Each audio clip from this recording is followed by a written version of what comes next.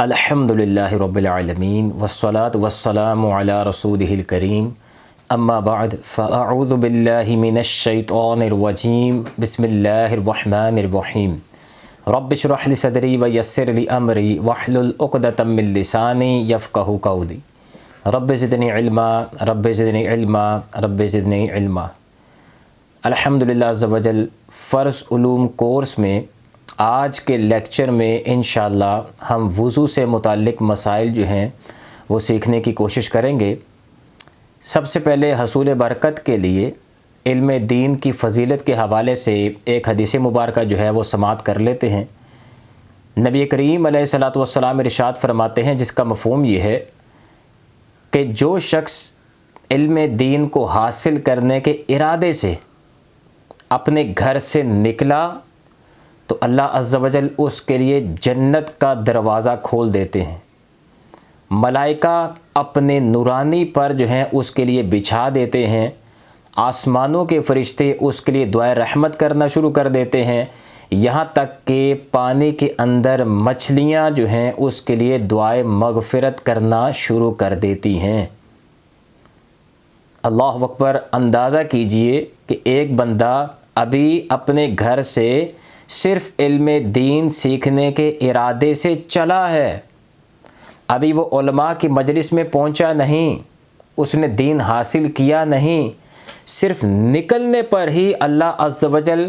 اپنی کثیر مخلوق کو اس طالب علم کے لیے اس کی بھلائی چاہنے پر جو ہے مامور فرما دیتا ہے۔ کچھ ملائکہ اس کے لیے اپنے نورانی پر بچھا دیتے ہیں، آسمانوں کے فرشتے دعائے رحمت کرنا شروع کر دیتے ہیں، یہاں تک کہ سمندر کے اندر مچھلیاں جو ہیں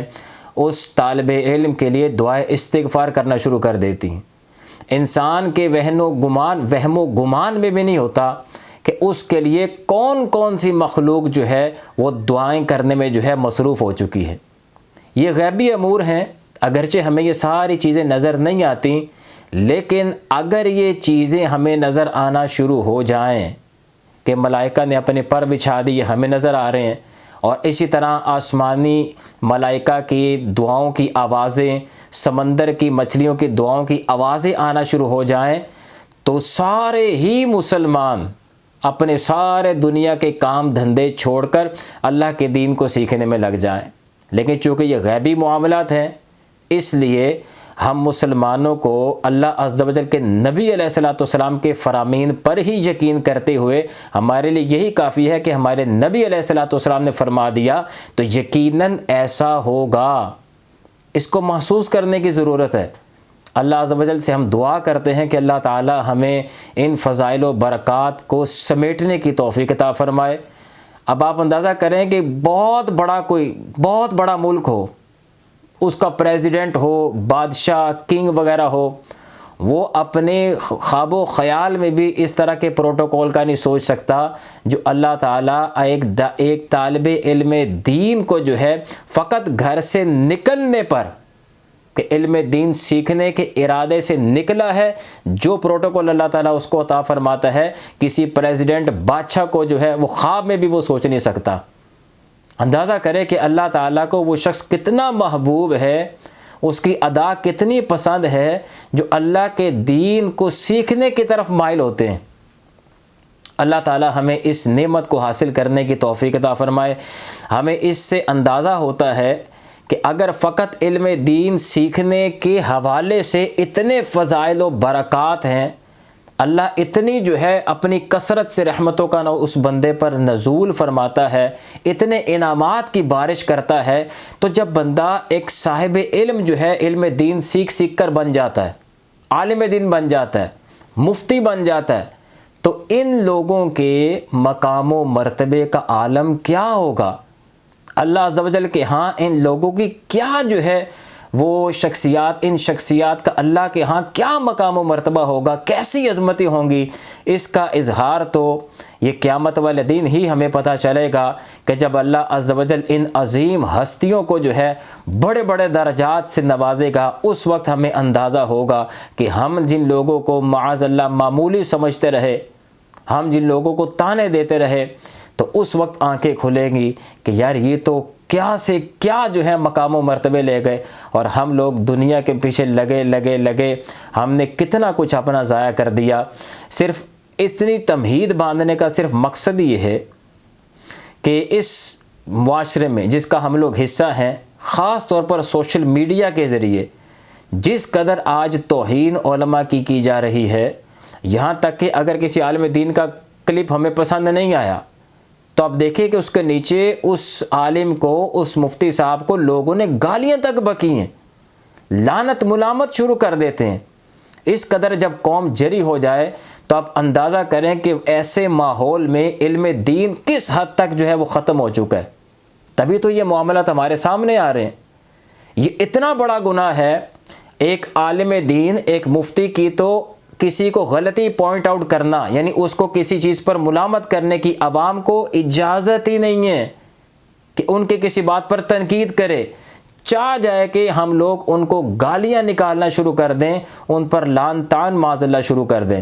یاد رکھیں یہ بہت بڑا گناہ ہے، بہت بڑا گناہ ہے، اور اس گناہ کی نحوست اتنی ہے کہ بعض اوقات انسان کا ایمان بھی برباد ہو سکتا ہے۔ اس لیے گزارش یہ ہے کہ ہمیں سمجھنے کی ضرورت ہے، کیا ہم پر فرض اور واجب ہے کہ جب بھی کوئی کلپ ہمارے سامنے آئے نیچے ہم نے کمنٹس اپنے پیش کرنے ہی کرنے ہیں؟ یہ ٹھیکہ ہم نے کیوں اٹھا رکھا ہے کہ ہر عالم دین کی توہین کرنے کا جو ہے ہم نے کنٹریکٹ کر کے رکھا ہے؟ شیطان کو فل جو ہے اس کو خوش کرنے کے لیے ہم نے جو ہے وہ سارے جو ہے بیڑے اٹھا رکھے ہیں۔ تو خدا را اپنی آخرت کو یوں برباد نہ کریں۔ میرے تمام وہ بھائی بہن جو مجھے سن رہے ہیں ان سے گزارش یہ ہے کہ اگر اپنی زندگی میں انہوں نے کبھی ایسا کیا ہے کہ کسی عالم دین کی توہین کی، اسی طرح کمنٹس پاس کیے، بدتمیزی کی، تو ابھی وقت ہے توبہ کر لیں اور آئندہ اس طرح کے کاموں سے خوب بچنے کی کوشش کریں۔ اگر آپ کو کسی عالم دین کی بات سمجھ نہیں آتی تو آپ اس کو نہ دیکھیں۔ ضروری ہے کہ آپ نے اپنی آخرت کو جو ہے داؤ پہ لگانے کمنٹس غلط پاس کر کے۔ اللہ تعالی ہمیں سمجھنے کی توفیق عطا فرمائے۔ اب جہاں تک مسائل ہیں وضو کے حوالے سے، تو ایک دو حدیث اس حوالے سے جو ہے انشاءاللہ بیان کر کے ہم باقاعدہ مسائل کی طرف آتے ہیں۔ حضرت انس رضی اللہ تعالی عنہ سے روایت ہے کہ نبی کریم علیہ الصلوۃ والسلام نے ارشاد فرمایا کہ اے بیٹے، اگر اس بات کی طاقت رکھو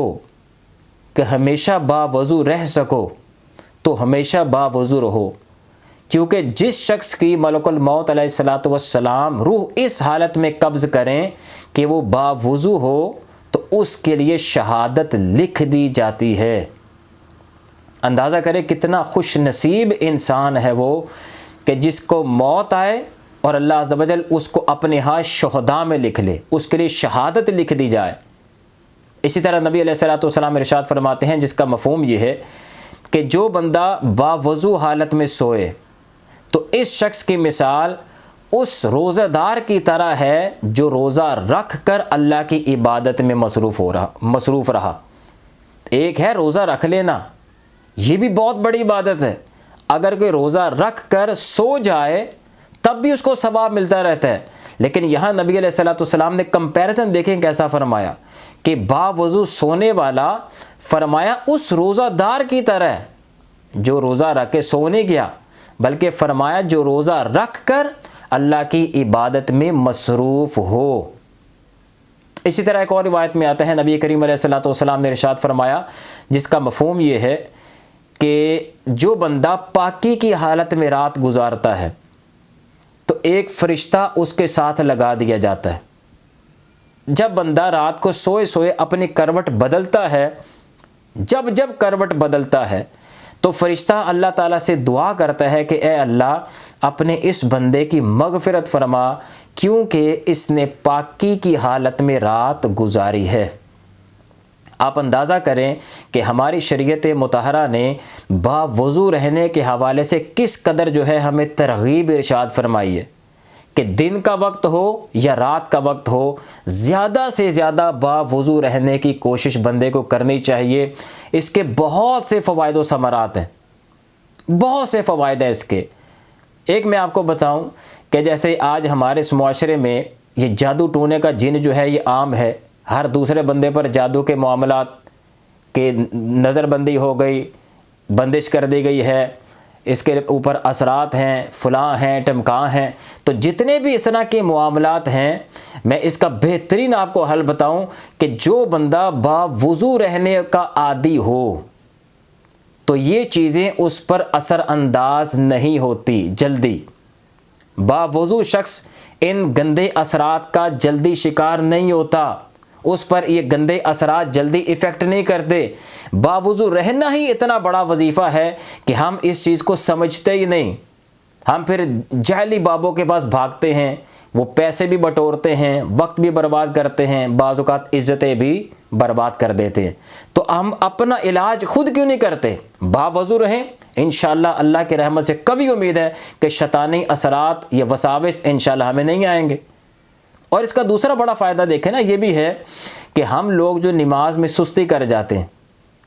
ان سستی کی جو وجوہات ہیں اس میں ایک وجہ بڑی وجوہات میں سے ایک وجہ یہ بھی بنتی ہے کہ بندہ کہتا ہے میں وضو کروں گا، تو اب خاص طور پر سردی کے موسم میں کہ پھر وہ جو ہے مسائل پیدا ہوں گے، شوز وغیرہ اتارنے پڑیں گے اور یہ اور وہ، سستی کرتا ہے، نماز مس کر دیتا ہے۔ اور اگر ایک بندہ باوضو رہنے کا عادی ہو تو انشاءاللہ آپ دیکھیں گے کہ نمازوں کی سستی بھی دور ہو جائے گی۔ جب بندے کا وضو ہو تو وہ کہے گا یار وضو تو ہے ہی، تو چلو نماز ہی پڑھ لیتے۔ تو باوضو رہنے کے بہت سے فائدے ہیں۔ اللہ تعالی ہمیں زیادہ تر اپنے اوقات کا بڑا حصہ جو ہے جتنا بھی ہو سکے وہ باوضو رہنے کی توفیق مرحمت فرمائے۔ اب آتے ہیں یہ وضو کے مسائل کے حوالے سے۔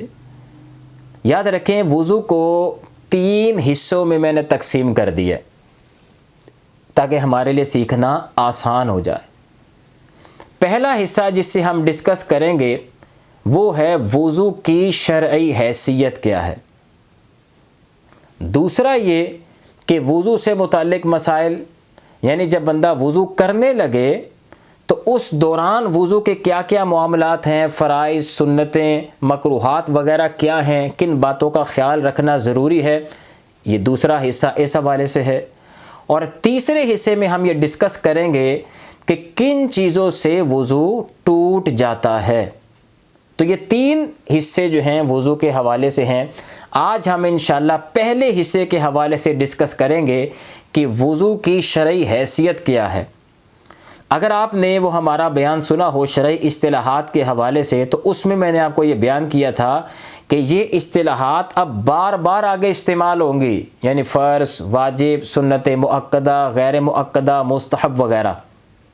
تو پہلا ہمارا وضو کا حصہ ہی یہ ہے کہ ہم یہ دیکھیں گے کہ وضو کی شرعی حیثیت کیا ہے، یعنی کیا وضو کرنا فرض ہے، واجب ہے، سنت ہے، کیا ہے، یہ آج ہم اس کو ڈسکس کریں گے۔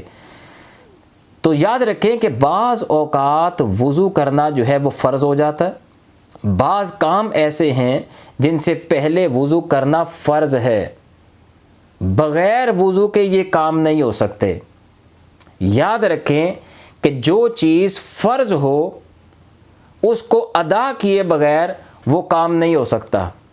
اگر آپ کا فرض غلطی سے چھوٹ جائے، جان بوجھ کے چھوڑ دیں، بھولے سے چھوٹ جائے، اگر کسی عبادت میں فرض رہ گیا وہ کام سرے سے ہوگا ہی نہیں۔ بعض کام ایسے ہیں جن سے پہلے وضو کرنا واجب ہے۔ واجب کا بھی میں نے آپ کو بتایا تھا کہ واجب کا معنی لازم ہے، یعنی بعض کام ایسے ہیں جن سے پہلے وضو کا ہونا لازم ہے۔ تو اس کے حوالے سے بھی انشاءاللہ مسائل ہم دیکھیں گے۔ یہاں ایک تھوڑا سا میں آپ کو فرق بتا دوں فرض اور واجب کے درمیان، جس کو سمجھنا بہت ضروری ہے۔ فرض کا معنی بھی ہم نے بتایا لازم، واجب کا معنی بھی لازم، تو ان میں فرق کیا ہے؟ فرق یہ ہے کہ اگر کسی عبادت میں فرض مس ہو جائے وہ کام ہوتا ہی نہیں ہے، اس کو دوبارہ کرنا فرض ہے،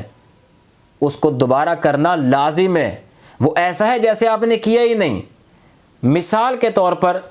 جیسے نماز کے اندر کوئی فرض آپ سے مس ہو گیا تو اب اگرچہ باقی آپ نے نماز صحیح طور پر پڑھ لی، لیکن چونکہ مس ہوا آپ کا فرض، یہ نماز فاسد ہو گئی، باطل ہو گئی، یہ ہوئی نہیں، یہ ابھی بھی آپ کے اوپر ادا کرنا اس کا فرض ہے، کیونکہ فرض مس ہو چکا ہے۔ یہ تو ہے فرض کا معاملہ۔ اور اگر واجب کسی عبادت میں مس ہو جائے تو اس کے حوالے سے حکم شرع یہ ہوتا ہے کہ وہ کام تو شریعت مان لیتی ہے کہ یہ کام آپ کا ہو گیا، لیکن اس کے اندر کراہت اس قدر آ چکی ہے، اتنی شدید کراہت اس میں آ چکی ہے، اس کا نقصان، اس میں ثواب اس قدر جو ہے اس کا کم ہو چکا ہے کہ اس نقصان کو پورا کرنے کے لیے شریعت مطہرہ یہ حکم دیتی ہے کہ اس کام کو دوبارہ لوٹایا جائے،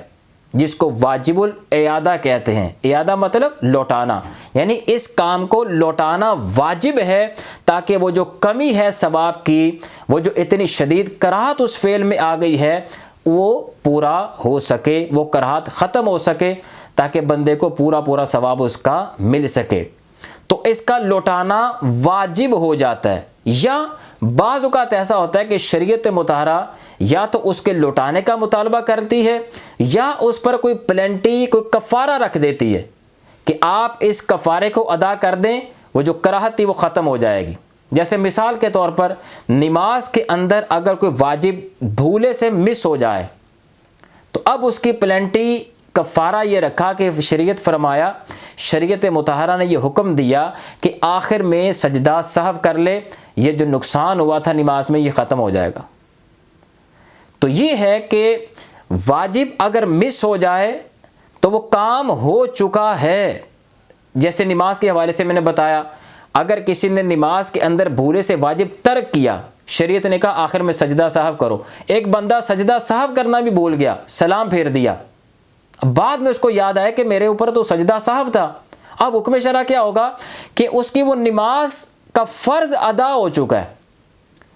اب حکم شرع یہ ہے کہ شریعت یہ ڈیمانڈ کرتی ہے کہ اب زندگی میں جب تمہیں موقع ملے ایسی نماز کو لوٹانا اس پر واجب رہے گا۔ فرضیت ساقط ہو چکی ہے، لیکن زندگی میں اب جب اس کو موقع ملے تو ایسی نماز کو لوٹا لے تاکہ وہ جو کمی کوتاہی ہوئی ہے، جو کراہت اس فعل میں آئی تھی، جو ثواب کا نقصان ہوا تھا شدید قسم کا، وہ پورا ہو سکے۔ تو امید ہے کہ فرض اور واجب کے حوالے سے تھوڑا سا آپ اس فرق کو سمجھ گئے ہوں گے۔ بقیہ آگے انشاءاللہ تفصیلات آئیں گی تو میں انشاءاللہ مزید اس کو جو ہے کلیئر کرنے کی کوشش کروں گا۔ بس اتنا سمجھ لیں کہ فرض اگر مس ہو جائے تو وہ کام ہوا ہی نہیں ہے، وہ سر پر ابھی بھی فرض باقی ہے، اس کو ادا کرنا ضروری ہے۔ واجب اگر مس ہو جائے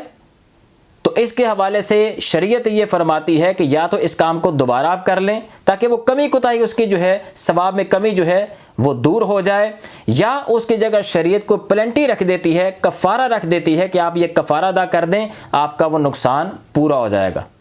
تو یہ ہے فرض اور واجب۔ اچھا، بعض کام ایسے ہیں کہ جن سے پہلے وضو کر لینا سنت مبارکہ ہے۔ اس کا مطلب یہ ہے کہ اگر کسی نے یہ کام وضو کے بغیر کر لیے تو یہ کام تو ہو جائیں گے لیکن خلاف سنت کہلائیں گے، ثواب میں کمی آ جائے گی۔ اسی طرح بعض کام ایسے ہیں جن سے پہلے وضو کرنا مستحب کے درجے میں ہے۔ مستحب کی میں نے آپ کو تعریف بتائی تھی کہ ایسا کام کہ جس کو کریں تو بہت زیادہ ثواب ہے، نہ کریں تو کوئی حرج نہیں، کسی قسم کی ملامت نہیں، کراہت نہیں۔ تو اسی طرح بعض کام ایسے ہیں جن سے پہلے وضو کرنا مستحب کے درجے میں ہے، یعنی اگر وضو کر کے وہ کام کیے جائیں تو بہت اچھا ہے، بہت زیادہ ثواب کا کام ہے، اور اگر بغیر وضو کے وہ کام کر دیے جائیں تو اس میں شرعاً کوئی حرج نہیں ہے، کسی قسم کی ملامت اور کراہت نہیں ہے۔ یہاں تک تو امید ہے کہ آپ ان مسائل کو سمجھ گئے ہوں گے۔ اب ہم آتے ہیں اصل ایشو کی طرف کہ وہ کون کون سے کام ہیں جن سے پہلے وضو کرنا فرض ہے، کہ بغیر وضو کے یہ کام ہو ہی نہیں سکتے۔ آپ جان بوجھ کے چھوڑ دیں وضو، غلطی سے چھوٹ جائے، بھولے سے چھوٹ جائے، یہ کام نہیں ہوں گے۔ تو یاد رکھیں 5 طرح کے وہ کام ہیں جن سے پہلے وضو کا کرنا فرض ہے، بغیر وضو کے یہ 5 کام نہیں ہو سکتے۔ نمبر 1 نماز، نمبر 2 نماز جنازہ، نمبر 3 قرآن مجید کو چھونے کے لیے، نمبر 4 سجدہ تلاوت کرنے کے لیے، نمبر 5 سجدہ شکر ادا کرنے کے لیے۔ یہ 5 کام ایسے ہیں جن سے پہلے وضو کا ہونا فرض ہے، ضروری ہے۔ اگر کسی نے بغیر وضو کے نماز پڑھ دی تو میرا سوال یہ ہے کہ اس کی نماز ہوگی کہ نہیں ہوگی؟ واضح طور پر جواب ہے کہ اس کی نماز نہیں ہوگی۔ ایک بندے نے بھولے سے جو ہے بغیر وضو کے نماز پڑھ دی، بعد میں اس کو یاد آیا کہ میرا تو وضو ہی نہیں تھا، تو کیا اب وہ یہ کہہ سکتا ہے کہ چلو بھول گیا، کوئی نہیں، اللہ معاف کرنے والا ہے، قبول کر لے گا، مجھے چونکہ پتہ نہیں چلا، بھول گیا تھا، یا مجھے پتہ ہی نہیں تھا، یا غلطی سے ایسا ہو گیا؟ تو آپ سے اگر کوئی یہ مسئلہ پوچھے تو اب آپ اس کو کیا جواب دیں گے؟ اس کو یہی جواب دیں گے کہ چونکہ یہ کام فرض تھا، اگرچہ بھولے سے رہ گیا، غلطی سے رہ گیا، یا پتہ ہی نہیں تھا، تو یہ عذر یہاں نہیں چلیں گے، بلکہ یہ کام ہوا ہی نہیں، یہ نماز ہوئی نہیں، اس کا دوبارہ پڑھنا فرض ہے، یہ فرض ادا ہی نہیں ہوا، یہ سر پر ابھی بھی جو ہے یہ تلوار اس فرض کی لٹک رہی ہے، اس کو ادا کرنا ابھی بھی لازم ہے۔ اسی طرح اگر کوئی نماز جنازہ بغیر وضو کے پڑھے تو یہ نماز جنازہ نہیں ہوگا، یہ نماز ہوئی نہیں۔ نمبر 3 اور انتہائی اہم نقطہ کہ قرآن مجید کو چھونے کے لیے وضو کا ہونا فرض ہے۔ قرآن مجید کو چھونے کے لیے، قرآن پڑھا ہے، آپ اس کو ہاتھ لگانا چاہتے ہیں، اس کو پکڑنا چاہتے ہیں، اس کے صفحات پر ہاتھ رکھنا چاہتے ہیں، تو اس عمل کے لیے وضو کا ہونا فرض ہے۔ آپ اس میرے جملے پہ غور کریں کہ قرآن کو چھونے کے لیے وضو کا ہونا فرض ہے، پڑھنے کے لیے وضو کا ہونا فرض نہیں ہے۔ یعنی اگر کوئی بے وضو ہے، اس کا وضو نہیں ہے، تو کیا وہ بغیر وضو کے قرآن پڑھ سکتا ہے؟ تو جواب بالکل واضح ہے کہ جی ہاں، اگر وضو نہیں ہے تو قرآن کو چھوئے بغیر وہ قرآن بے وضو حالت میں پڑھ سکتا ہے، یہ جائز ہے۔ یہاں یہ مسئلہ یاد رکھیں کہ ہم یہ نہیں بیان کر رہے کہ افضل کیا صورت ہے کیا نہیں ہے، ابھی ہم فقط شرعی مسئلہ سیکھ رہے ہیں کہ اگر کوئی بے وضو ہے، اسی حالت میں اگر وہ قرآن پڑھ لے بغیر قرآن کو ہاتھ لگائے تو کیا جائز ہے؟ تو جی ہاں، بالکل جائز ہے، بغیر چھوئے قرآن کو اگر بے وضو شخص پڑھے تو جائز ہے۔ اسی طرح اگر کسی کے سامنے قرآن مجید کھلا پڑا ہوا ہے، وہ اس کو دیکھ رہا ہے، ہاتھ نہیں لگاتا اور دیکھ کر جو ہے اس کو پڑھ رہا ہے، وضو نہیں ہے بندے کا، جائز ہے؟ جی ہاں، بالکل جائز ہے، کیونکہ ہم نے یہ سیکھا ہے کہ قرآن کو چھونے کے لیے تو وضو کا ہونا فرض ہے، پڑھنے کے لیے وضو کا ہونا فرض نہیں ہے۔ اسی طرح ایک اور مسئلہ دیکھیں کہ ہمارے موبائل پر جو ہے وہ بعض اوقات قرآن مجید ہم نے جو ہے ڈاؤن لوڈ کیا ہوتا ہے، آیات آ رہی ہیں، ٹی وی پہ آیات آ رہی ہیں، اسی طرح لیپ ٹاپ ٹیب وغیرہ میں جو ہے آیات آ رہی ہیں، تو اب اس حالت میں حکم شرع کیا ہوگا اس کو پڑھنے اور چھونے کے حوالے سے؟ آپ کہیں گے کہ ہم نے اب یہ سیکھ لیا ہے کہ بغیر وضو کے قرآن کو پڑھنا جائز ہے، اس لیے اگر ٹی وی پر آ رہا ہے یا آپ کے موبائل میں ہے اور آپ اس کو پڑھتے جا رہے ہیں اگرچہ وضو نہیں ہے تو یہ شرعاً جائز ہے۔ رہ گیا اس کو چھونے کا مسئلہ، تو یاد رکھیں اس میں فقہا کا اختلاف ہے۔ ہمارے بہت سے فقہا یہ ارشاد فرماتے ہیں کہ اس طرح چھونا، موبائل کی سکرین کو، کمپیوٹر کی سکرین کو، ٹی وی کی سکرین کو بے وضو شخص کا اس طرح چھونا یہ بالکل جائز ہے، کیونکہ یہ سکرین کو ہاتھ لگا رہا ہے، یہ قرآن کی آیتوں کو ڈائریکٹ ہاتھ نہیں لگا رہا، اس لیے اس کا چھونا بالکل جائز ہے۔ اور بعض فقہا یہ ارشاد فرماتے ہیں کہ ہم اس کو چھونے کی اجازت نہیں دیتے، اگر کوئی بے وضو ہے تو وہ موبائل کی سکرین کو بھی ہاتھ نہیں لگا سکتا جبکہ وہ قرآن کی آیتیں سامنے آ رہی ہیں، اس طرح ٹی وی پر اگر آیتیں آ رہی ہیں تو وہ ان کو ٹچ نہیں کر سکتا۔ لیکن ہمارا قول، میں جو آپ کو مسئلہ بتا رہا ہوں وہ انہی مفتیان کرام کا ہے، جیسے مفتی منیب الرحمان صاحب دامت برکاتہم العالیہ، اسی طرح حضرت علامہ مولانا مفتی محمد اکمل صاحب دامت برکاتہم العالیہ، اور مزید دیگر جید مفتیان کرام کا یہی فتویٰ ہے کہ بے وضو شخص اگر اپنے موبائل कंप्यूटर, लैपटॉप, टीवी वगैरह को, आयतों को वहाँ स्क्रीन पर हाथ लगा देता है तो ये बिल्कुल जायज़ है, इसको जो है गुनाहगार नहीं कह सकते। हाँ, दीगर मुफ्तियान इकराम जो इसके नाजायज़ का कौल करते हैं, हम उनके कौल का भी एहतराम करते हैं, लेकिन हमारे नज़दीक मसला यही है कि बेवुज़ू शख्स अगर मोबाइल वगैरह को हाथ लगा दे जबकि कुरान मजीद की आयत सामने हैं तो इसमें शरन कोई हरज नहीं है। ये मसला भी याद रखें कि यहाँ से ये मसला बिल्कुल वाज़े हो गया कि बहुत से लोग ये सवाल करते हैं कि क्या बेवुज़ू होने की हालत में दुरूद पढ़ सकते हैं, तस्बीहात पढ़ सकते हैं, कलिमा पढ़ सकते हैं, दीगर वज़ाइफ पढ़ सकते हैं। तो जवाब बिल्कुल वाज़े है कि जब बेवुज़ू होने की हालत में कुरान मजीद पढ़ना जायज़ है तो ये ज़िक्र, अज़कार, दुरूद पाक, इसी तरह तस्बीहात वगैरह पढ़ना तो बदरजा औला जायज़ है, बिल्कुल बंदा पढ़ सकता है, इसमें शरन किसी किस्म की कराहत या गुनाह का कोई पहलू नहीं है। ठीक है ना, ये मसला अब आपको बिल्कुल वाज़े हो गया। इसी तरह बाज़ लोग सूरह मुल्क जो है वो पढ़ने के आदी होते हैं, रात को पढ़ के सोते हैं,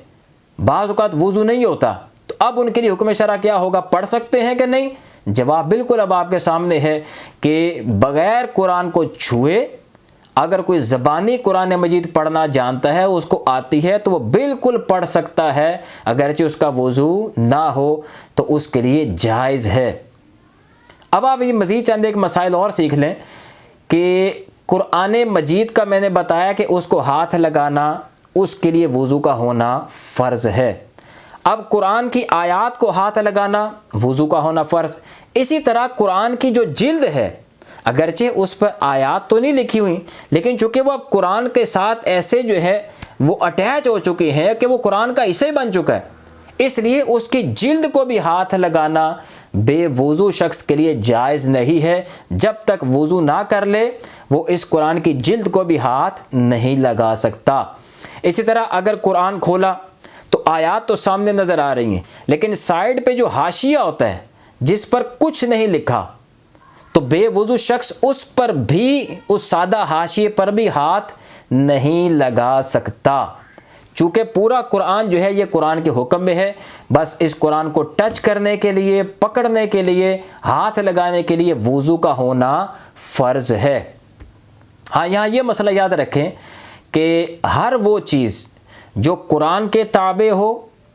या हमारे जिस्म के ताबे हो, हमारे जिस्म का लिबास हो, इस तरह कुरान को पकड़ना, टच करना ये जायज़ नहीं है। मिसाल के तौर पर कुरान मजीद की जिल्द के ऊपर किसी ने कपड़ा चढ़ा दिया और उसके साथ सी दिया, अब वो भी चूँकि कुरान का एक लिबास ही बन गया, उसके ताबे हो गया है, लिहाजा इस कपड़े को भी बग़ैर वुज़ू के टच नहीं कर सकते। इसी तरह अगर किसी ने ग्लव्स पहन लिए तो अब ग्लव्स पहनने के बाद ये बन गया हमारे जिस्म का हिस्सा, ये हमारा लिबास बन गया। जिस तरह हम अपनी आस्तीन से इसको नहीं पकड़ सकते थे बेवुज़ू हालत में, इसी तरह ग्लव्स पहन के भी इसको नहीं पकड़ सकते, क्योंकि ये हमारे जिस्म का हिस्सा बन चुका है, हमारे जिस्म के ताबे हो चुका है। किसी ऐसे रुमाल से, किसी ऐसे कपड़े से, किसी ऐसी चादर से जो ना कुरान के ताबे हो ना हमारे जिस्म के ताबे हो, इससे कुरान को पकड़ना बेवुज़ू हालत में ये शरन जायज़ है। ये भी मसला याद रखें कि तफसीर को छूने का क्या हुक्म है। तफसीर यानी कि जिसमें कुरान मजीद की तशरीह बयान की गई हो। तो याद रखें तशरीह जो है, तफसीर जो है वो दो तरह की होती है। एक तो वो तफसीर होती है जिसमें कुरान थोड़ा होता है और उसकी तशरीह बहुत ज़्यादा होती है, जैसे तिबियानुल कुरान, तफसीर नईमी वगैरह। इसमें कुरान की आयत तो थोड़ी होती हैं, तशरीह बहुत ज़्यादा होती है। तो ऐसी तफसीर को बेवुज़ू शख्स अगर हाथ से पकड़ ले तो ये जायज़ है। और अगर ऐसी तफसीर है कि जिसके हाशिए पर फ़कत थोड़ी सी तफसीर है, बाकी पूरा कुरान है, कुरान ज़्यादा है, तो ये कुरान ही के हुक्म में है, बेवुज़ू शख्स इसको बग़ैर वुज़ू के हाथ नहीं लगा सकता। ये मसला भी याद रखें कि कुरान तफसीर के अलावा दीगर जितनी भी इस्लामी कुतुब हैं, अहादीस की किताबें हो गईं, फ़िक़्ह की किताबें हो गईं, और इसी तरह तारीख़ की और दीगर इस्लामी कुतुब जितनी भी हैं, उनको बेवुज़ू अगर पकड़ा जाए तो शरन बिल्कुल जायज़ है। صرف اتنا جو ہے وہ خیال رکھنا ہوگا کہ ان کتابوں کے اندر جہاں کہیں آیات لکھی ہوئی ہیں قرآن مجید کی تو ان آیات کے اوپر ہاتھ لگانا یہ منع ہوگا بے وضو شخص کے لیے، بقیہ اوپر نیچے دائیں بائیں سے اس کو ہاتھ لگانا شرعاً بالکل جائز ہے۔ فقط اس جگہ جہاں آیت لکھی ہوئی ہے اس کے اوپر ہاتھ لگانا جو ہے وہ منع ہوگا، بقیہ سائیڈوں سے اوپر نیچے سے ہاتھ لگانا بالکل جائز ہے۔ اسی طرح اگر کسی دیوار پر جو ہے وہ آیت لکھی ہوئی ہے تو کیا پوری دیوار کو ہاتھ لگانا منع ہو جائے گا؟ نہیں، بلکہ بے وضو شخص کے لیے اس آیت کے اوپر ہاتھ لگانا جو ہے منع ہوگا، بقیہ اوپر نیچے دائیں بائیں جہاں خالی جگہ ہے وہاں ہاتھ لگانے کی گنجائش موجود ہے۔ اسی طرح جتنی بھی اشیاء ہوتی ہیں جن پر کوئی آیت قرآن لکھی ہوئی ہے ان کا یہی حکم ہے کہ اگر بے وضو ہے تو فقط اس آیت کے اوپر ہاتھ لگانا منع ہوگا، بقیہ دائیں بائیں اوپر نیچے جہاں آیت نہیں لکھی ہوئی وہاں سے اس کو ہاتھ لگانے ٹچ کرنے کی گنجائش موجود ہے۔ ہاں، یہ مسئلہ بھی یاد رکھیں کہ قرآن مجید کے ترجمے کا کیا حکم ہے۔ تو یاد رکھیں اس حوالے سے فقہاء نے صراحت کے ساتھ یہ لکھا ہے کہ قرآن مجید کی آیات کا اگر ترجمہ ہے کسی بھی زبان میں ہو، اردو، فارسی وغیرہ، تو اس ترجمے کو چھونے کا وہی حکم ہے جو آیات عربی جو ہیں ان کو چھونے کا حکم ہے، یعنی بے وضو شخص اس ترجمے کو بھی ہاتھ نہیں لگا سکتا۔ اس کا مطلب یہ ہوا کہ ہمارے ہاں جو اخبارات وغیرہ آتے ہیں تو آپ کو پتہ ہے کہ اس کے اوپر جو ہے قرآن کی آیت کا کوئی نہ کوئی جو ہے کسی نہ کسی آیت کا ترجمہ موجود ہوتا ہے۔ تو اب ہمیں یہ مسئلہ پتہ چل گیا کہ اگر کوئی بے وضو شخص ہے تو اگر وہ اخبار کو اس انداز میں پکڑے کہ اس آیت کے ترجمے کے اوپر اس کا ہاتھ لگے، ہے بے وضو، تو یہ گناہ گار ہوگا۔ لہٰذا مسائل کو سیکھنا چاہیے۔ نیچے سے پکڑ سکتا ہے، جہاں آیات نہیں ہیں بلکہ وہ خبریں وغیرہ ہیں نیچے سے پکڑ سکتا ہے، لیکن آیت کے ترجمے کے اوپر ہاتھ لگانا، وہاں سے پکڑنا، یہ بے وضو شخص کے لیے جائز نہیں ہوگا۔ تو یہاں ان لوگوں سے بھی گزارش ہے جو اخبار وغیرہ شائع کرتے ہیں کہ خدا را اس طرح قرآن مجید کی آیات کو جو ہے اخبارات پر چسپاں نہ کریں اگرچہ ترجمہ ہی ہو، کیونکہ اس کے حوالے سے دیکھا گیا ہے کہ اس طرح بہت زیادہ جو ہے ان آیات کی بے حرمتی ہوتی ہے۔ بعض اوقات تو یہ گندی نالیوں پر جو ہے اخبارات پڑے ہوئے ملتے ہیں، اور اسی طرح بعض اوقات یہ کوڑا کرکٹ کے ڈھیر پر جو ہے اس طرح کے بہت سے اخبارات جو ہیں وہ پڑے ہوئے ملتے ہیں، اور ان میں قرآن مجید کی آیات کا ترجمہ موجود ہوتا ہے۔ تو خدا را آپ کسی اگر دین کی خدمت ہی کرنا چاہتے ہیں، اسلام کی اشاعت ہی کرنا چاہتے ہیں، تو کوئی اور اچھا بہترین ذریعہ تلاش کر لیں۔ اس طرح قرآن مجید کی آیات کو لکھ کر جو ہے یہ ان کو جو ہے ان کی بے حرمتی کا جو ہے اسباب اگر آپ پیدا نہ کریں تو یہ آپ کی آخرت کے لیے اور لوگوں کے لیے بہت بہتر ہوگا۔ اور دوسرے نمبر پر گزارش یہ ہے عوام الناس کے لیے کہ خدا را آپ بھی مسائل سیکھیں۔ اگر آپ کے سامنے واقعی کوئی آیت آ گئی ہے اگرچہ اس کا ترجمہ ہی آ گیا ہے تو پہلی بات تو یہ کہ اس کو بے وضو ہاتھ نہ لگائیں۔ دوسرے نمبر پر یہ اگر آیات ہیں تو ان کو انتہائی ادب اور احترام کے ساتھ اتنا کاٹ کر کسی اچھے مقام پر رکھ دیں تاکہ یہ بے حرمتی سے چیزیں بچ سکیں۔ اچھا، یہاں اب یہ مسئلہ بھی یاد رکھ لیں کہ تعویذ کو چھونے کا کیا حکم ہے جو آیات قرآن پر مشتمل ہو۔ تو یاد رکھیں کہ فقہا فرماتے ہیں کہ اگر تعویذ جو ہے چمڑے کے اندر اس کو جو ہے وہ اچھی طرح اس کو سی دیا گیا ہے تو ایسے تعویذ کو ہاتھ لگانا بے وضو شخص کا یہ جائز ہے۔ اسی طرح اب ہاتھ پر باندھ لینا، پہن لینا، حالانکہ حالت جنابت میں بھی اگر کوئی ہو یعنی جس پر غسل فرض ہو چکا ہے، اسی طرح ایسی خاتون جو اپنے مخصوص ایام میں ہیں، اگر یہ بھی اس طرح کے تعویذ کو جو اچھی طرح کوٹنگ کر دیا گیا ہے چمڑے وغیرہ کے اندر، تو یہ بھی اس طرح کے تعویذ کو پہن سکتے ہیں، باندھ سکتے ہیں۔ ہاں، یہ مسئلہ کہ اگر کسی نے تعویذ پہنا ہوا ہے تو واش روم میں جانے کے حوالے سے حکم شرع کیا ہوگا؟ کیا اسی طرح واش روم میں جا سکتا ہے؟ تو جہاں تک فتوے کا تعلق ہے تو اگر وہ اسی طرح واش روم میں چلا گیا تو جائز ہے،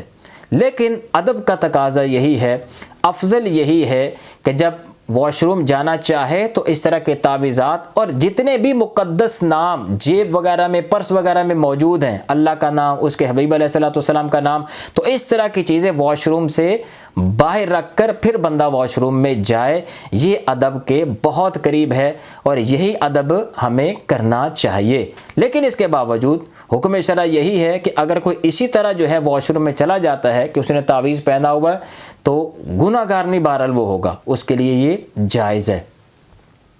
ہاں، یہ مسئلہ یاد رکھیں کہ قرآن مجید کو بے وضو شخص کے لکھنے کا کیا حکم ہے،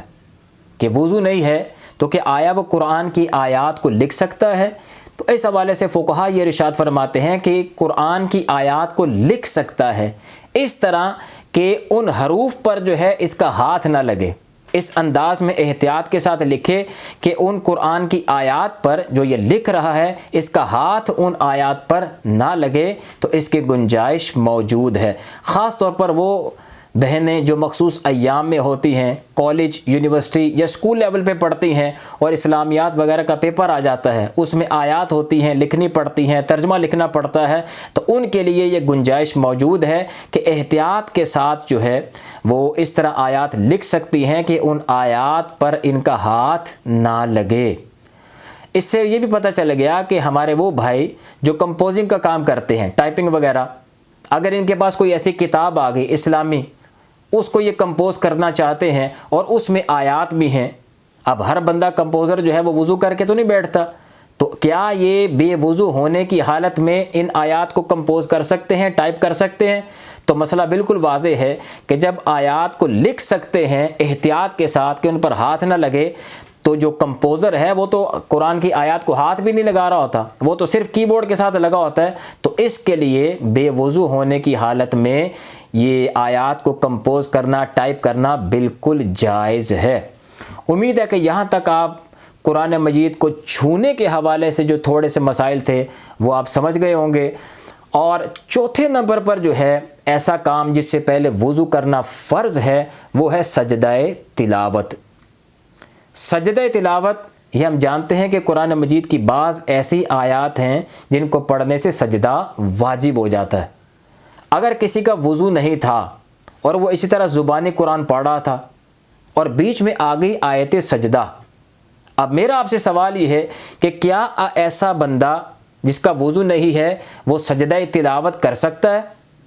اب آپ کہیں گے نہیں، کیونکہ سجدہ تلاوت کرنے کے لیے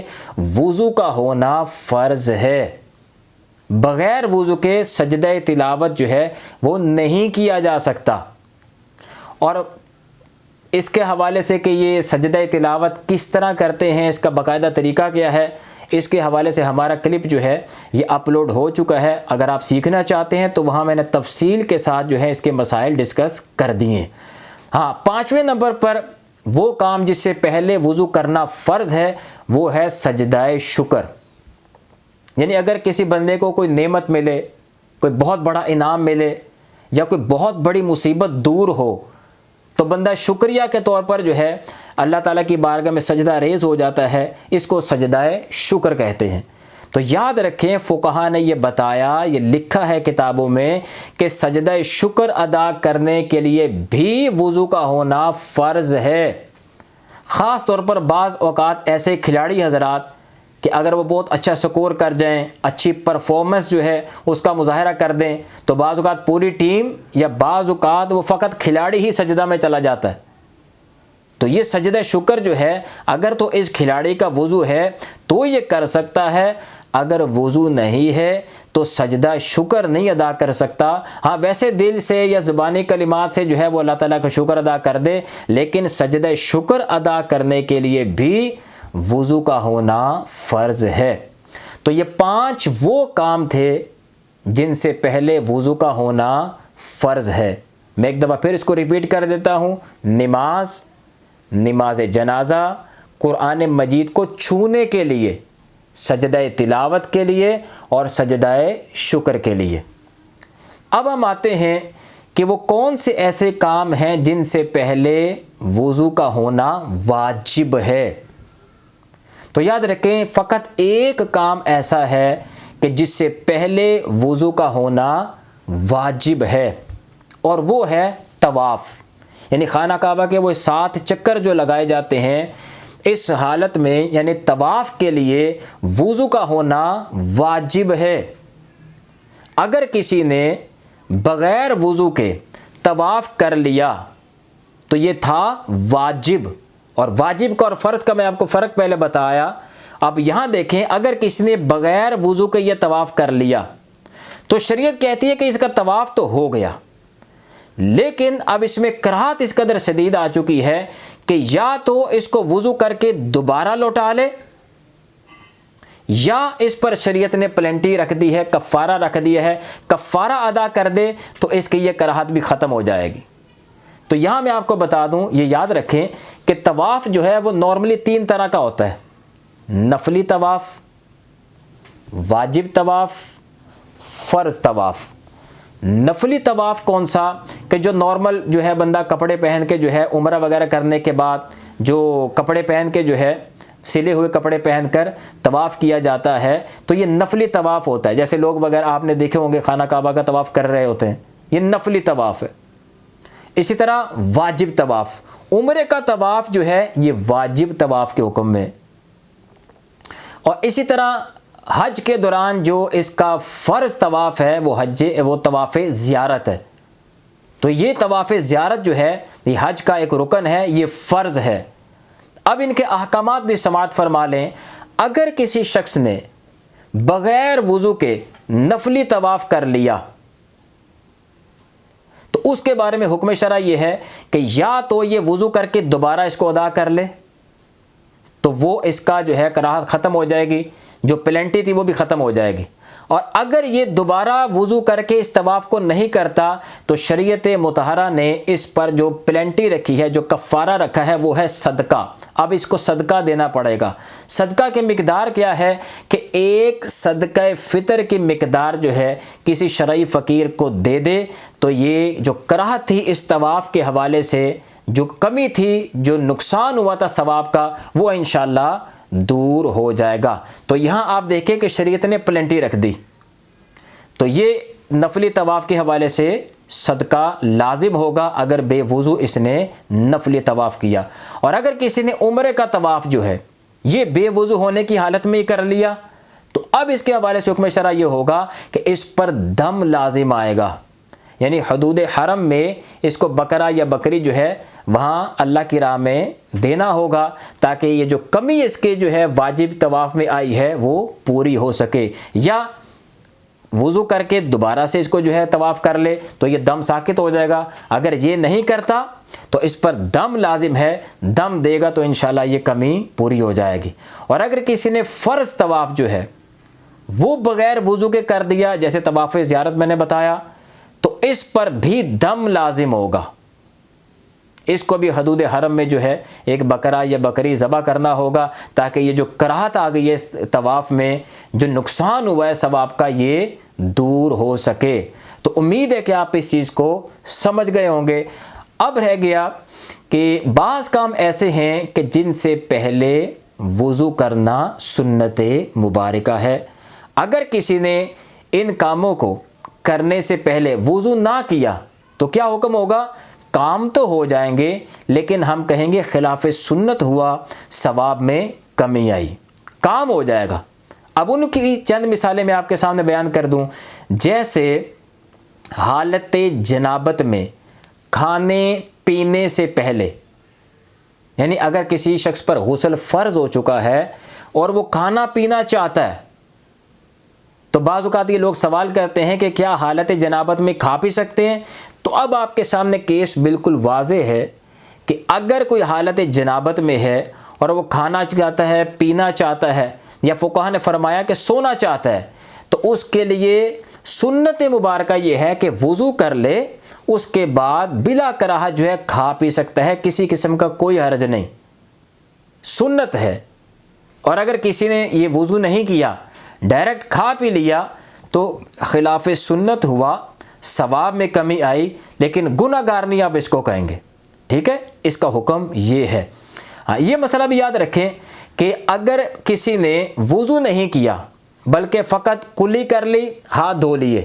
تو اب بھی فقہا نے یہ فرمایا کہ اب بھی بہرحال اب اگر یہ کھائے گا پیے گا تو اب بھی اس پر کسی قسم کی کراہت اب باقی نہیں رہے گی۔ سنت یہ ہے کہ وضو کر لے، وگرنہ کم از کم ہاتھ دھو لے اور کلی کر لے تو اب کراہت ختم ہو جائے گی۔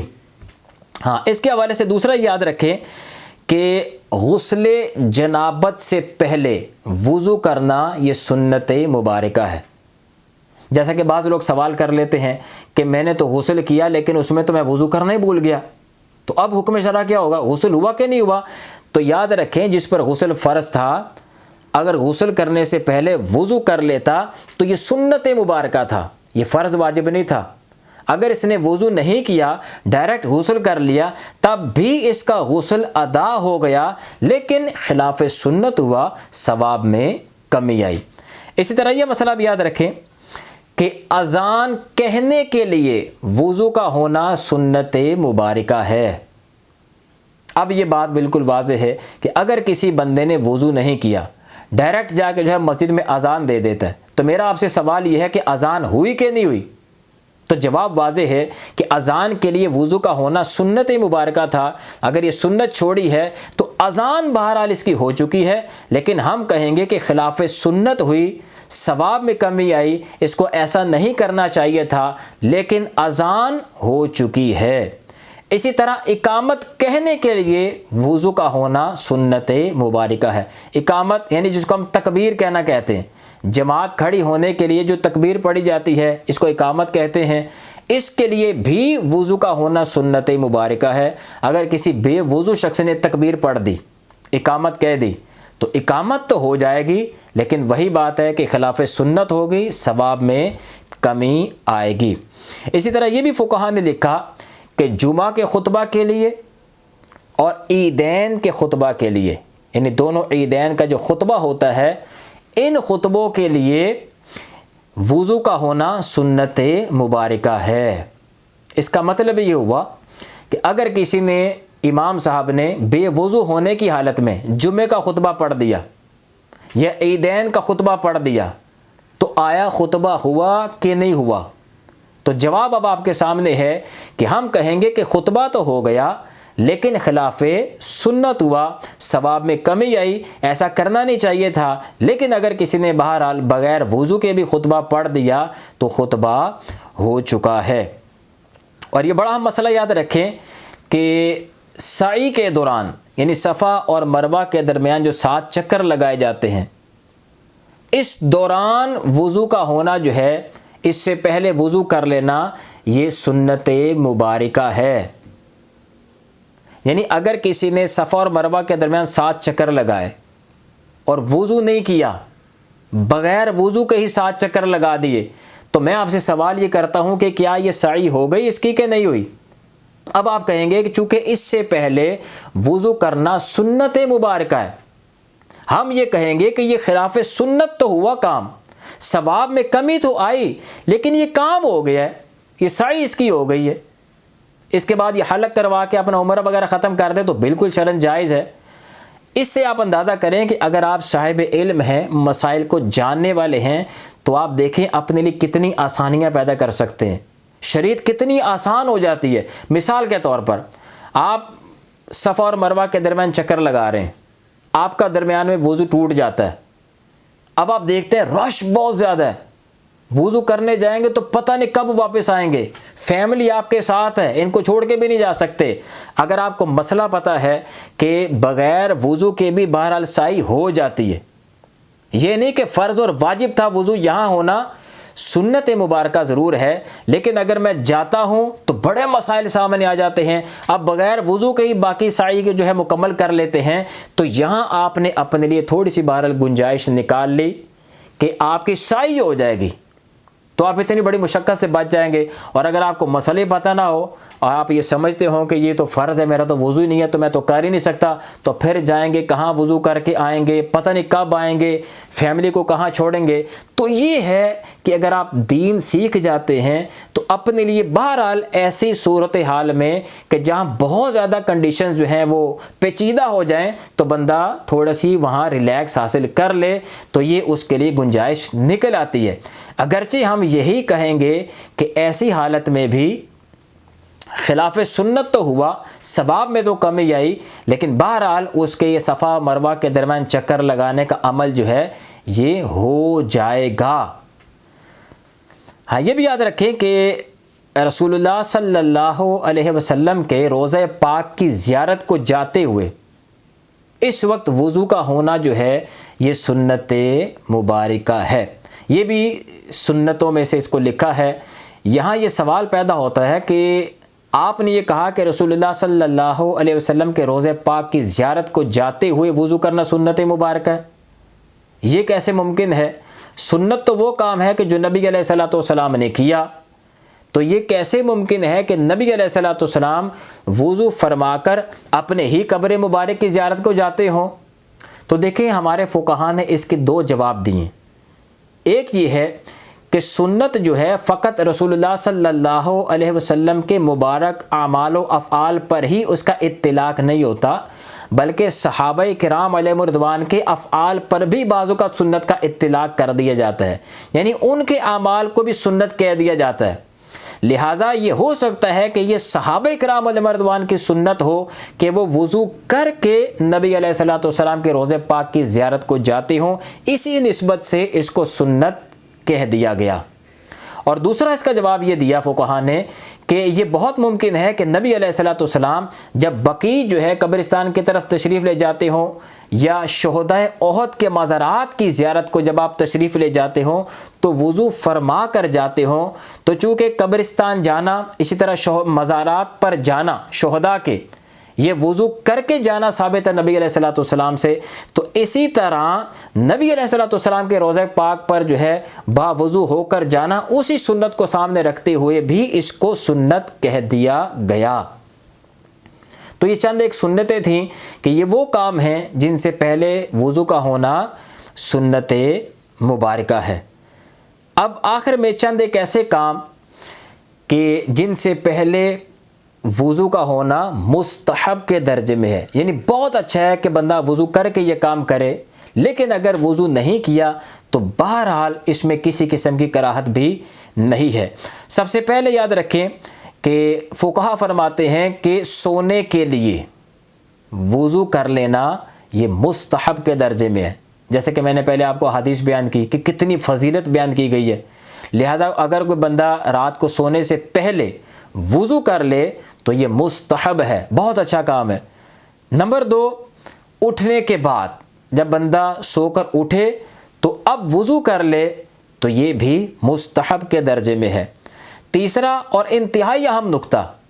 فقہاء فرماتے ہیں کہ میت کو نہلانے کے بعد یا اٹھانے کے بعد وضو کر لینا مستحب کے درجے میں ہے۔ لوگ یہ سوال کرتے ہیں کہ میت کو نہلانے کے بعد کیا غسل کرنا فرض ہو جاتا ہے؟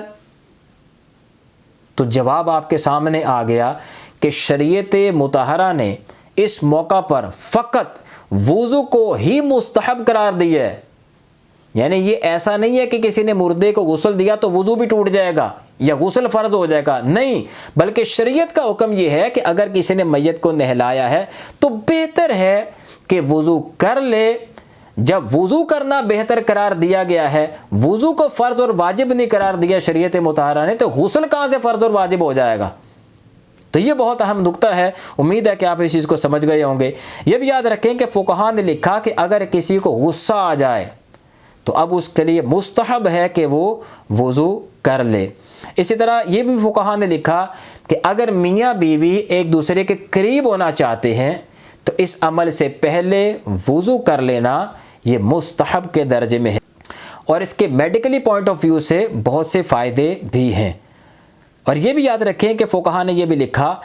کہ زبانی قرآن مجید پڑھنے کے لیے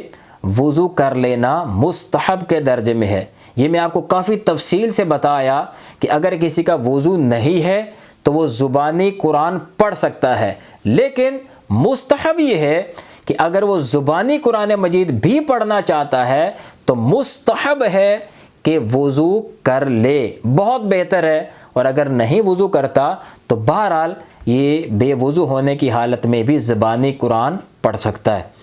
ہاں، یہ بھی یاد رکھیں کہ فقہاء نے یہ بھی لکھا کہ اسلامی کتب کو چھونے کے لیے، جیسے احادیث کی کتابیں ہیں، تاریخ کی ہیں، فقہ کی کتب ہیں، تو ان اسلامی کتب کو چھونے کے لیے وضو کر لینا مستحب کے درجے میں ہے۔ اسی طرح فقہا نے فرمایا کہ علم دین پڑھنے پڑھانے کے لیے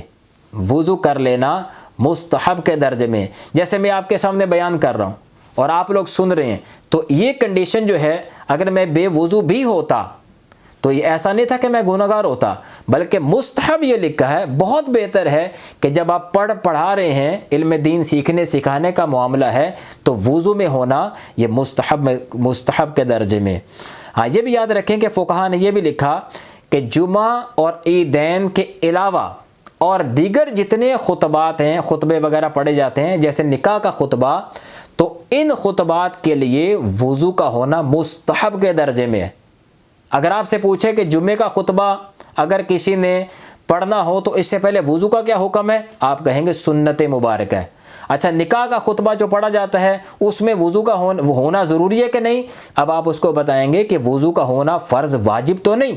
مستحب ہے، اچھا کام ہے۔ اگر کسی نے بغیر وضو کے نکاح کا خطبہ پڑھ دیا تب بھی بالکل جائز ہے۔ یہ بھی اہم مسئلہ یاد رکھیں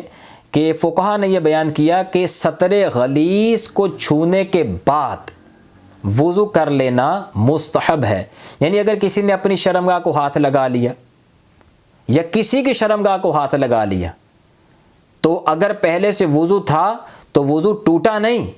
کیونکہ اس کے بعد فقہا نے لکھا کہ شرمگاہ کو سطر غلیظ کو ہاتھ لگانے کے بعد بہتر ہے بندہ وضو کر لے۔ یہ نہیں فرمایا کہ فرض ہے یا واجب ہے کہ دوبارہ وضو کرے، نہیں، فرمایا بہتر ہے کہ آپ دوبارہ وضو کر لیں۔ لیکن اگر کوئی نہیں کرتا تو اس کا مطلب کہ سطر غلیظ کو ہاتھ لگانے سے وضو ٹوٹتا نہیں ہے۔ اس کی مزید تفصیل انشاءاللہ ہم وضو کن چیزوں سے ٹوٹتا ہے وہاں انشاءاللہ میں آپ کو اس کی تفصیل سے بتاؤں گا، آپ کو انشاءاللہ پتہ چلے گا کہ ہماری شریعت تو بہت آسان ہے۔ اسی طرح بعض بہنیں یہ سوال کرتی ہیں کہ ہم بچوں کے بعض اوقات پیمپرز وغیرہ چینج کرتے ہیں، تو بعض اوقات بچے کو جو ہے وہ برہنہ حالت میں دیکھ بھی لیتے ہیں، اس کی شرمگاہ کو ہاتھ بھی لگ جاتا ہے، تو وضو ٹوٹے گا کہ نہیں ٹوٹے گا؟ اب آپ کو جواب پتہ چل گیا کہ جب اپنی شرمگاہ کو، یا مثال دے رہا ہوں کہ بیوی کی شرمگاہ کو اگر کسی نے ہاتھ فقط لگا دیا تو اس سے بھی وضو نہیں ٹوٹتا، چونکہ اس موقع پر جو ہے شریعت مطہرہ نے مستحب رکھا ہے کہ انسان جو ہے وضو کر لے، فرض یا واجب نہیں ہے۔ مزید تفصیلات انشاءاللہ وضو کن چیزوں سے ٹوٹتا ہے وہاں بیان کر دیں گے انشاءاللہ۔ یہ بھی یاد رکھیں کہ اگر کوئی گناہ کر بیٹھے، مثال کے طور پر کسی نے غیبت کی، گالی دی، گانا گایا، فلم ڈرامے دیکھ لیے، یا اسی طرح جو ہے اور اس طرح کی جو اس نے حرکتیں کی، جھوٹ بولا، تو ان گناہوں کے بعد وضو کر لینا مستحب کے درجے میں ہے۔ یعنی اگر کسی کا وضو تھا اور اس نے یہ گناہ کر لیے تو کیا وضو ٹوٹا کہ نہیں ٹوٹا؟ اب سوال بالکل آپ کے پاس جواب واضح ہے کہ نہیں ٹوٹا۔ اگر ٹوٹتا ہوتا تو شریعت فرماتی کہ ان گناہوں کے بعد وضو کرنا فرض ہو گیا، تو شریعت فرماتی ہے کہ ان گناہوں کی وجہ سے وضو کی نورانیت میں کمی آ جاتی ہے، ثواب میں کمی واقع ہو جاتی ہے، لہذا بہتر ہے کہ دوبارہ وضو کر لیا جائے، فرض واجب نہیں ہے۔ ہاں یہ بھی یاد رکھیں کہ اگر کسی نے کہا لگایا نماز کے علاوہ تو اب بہتر ہے کہ دوبارہ وضو کر لیا جائے، مستحب ہے دوبارہ وضو کر لیا جائے، یعنی کہا لگانے سے نماز کے علاوہ وضو ٹوٹا نہیں۔ وہی بات، کیونکہ اگر ٹوٹا ہوتا تو فقہا فرماتے کہ وضو کرنا فرض ہے، جبکہ یہاں فقہا فرما رہے ہیں کہ بہتر ہے کہ دوبارہ وضو کر لیا جائے۔ اسی طرح یہ بھی یاد رکھیں کہ کسی عورت کے بدن کو ہاتھ لگ گیا تو اب اس کے بعد بہتر ہے کہ بندہ دوبارہ وضو کر لے، یہ مستحب کے درجے میں ہے۔ اس کا مطلب یہ ہوا کہ اگر کسی نے اپنی عورت کو گلے لگایا، بوسہ لیا، تو میرا سوال یہ ہے کہ اس کا وضو ٹوٹے گا کہ نہیں ٹوٹے گا؟ تو اس نقطے پر آپ غور کریں تو مسئلہ بالکل واضح ہے کہ شریعت نے فرمایا کہ اگر آپ کسی عورت کو چھو دیتے ہیں تو اب مستحب کے درجے میں ہے کہ دوبارہ وضو کر لیں، لیکن اگر آپ وضو نہیں کرتے دوبارہ تو وہ پہلا والا وضو بھی ویلڈ ہے، وہ ٹوٹا نہیں۔ مزید تفصیلات انشاءاللہ وہ بعد میں انشاءاللہ ڈسکس کریں گے۔ اور یہ بھی یاد رکھیں فقہا نے لکھا کہ کافر کو بدن کو اگر آپ اس کے بدن کو چھو لیں تو مستحب ہے کہ دوبارہ وضو کر لیں۔ اسی طرح اگر کسی نے بغل کھجائی، اپنی بغل کو کھجایا تو بہتر ہے، مستحب ہے کہ وضو کر لیا جائے۔ اسی طرح کسی نے بت کو ہاتھ لگایا، یہ عیسائیوں کا کراس یعنی سلیب، اس کو ہاتھ لگایا تو